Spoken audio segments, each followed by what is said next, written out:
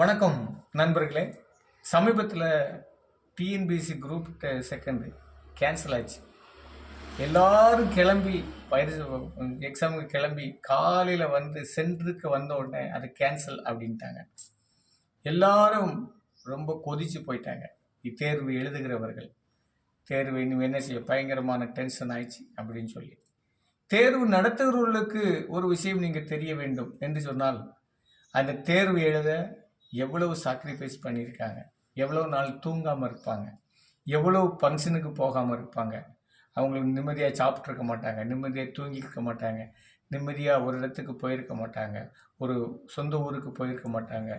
இரவும் பகலும் அந்த எக்ஸாமை பற்றி தான் அவங்க படித்து எப்படியாவது அட்டன் பண்ணிடணும்னு சொல்லி தான் அவங்க படித்து கொண்டு அந்த விரக்தி அந்த இதோட அந்த வைராக்கியத்தோட எப்படியாவது நம்ம பாஸ் ஆயிடுவோம்னு சொல்லி தான் அங்கே வந்திருக்கிறார்கள். நீங்கள் சாதாரணமாக ஒரு விஷயத்தை சொல்லிட்டீங்க கேன்சல் பண்ணுறோம்னு சொல்லி. அது நீங்கள் கேன்சல் பண்ணுவதற்கு முன்பாக நீங்கள் என்ன மாற்று வழி வைத்திருக்கிறதை நீங்கள் மக்களுக்கு அறிவிக்க வேண்டும். அதை தேர்வாளர்களுக்கு அறிவிக்க வேண்டும். முதலாவது நீங்கள் செய்திருக்க வேண்டும். அதை அறிவிக்க அந்த மாற்று வழியை நீங்கள் கொண்டு வந்து அறிவித்து கேன்சல் என்று சொல்லியிருக்க வேண்டும். இனியாவது அது நீங்கள் செய்யுங்கள்.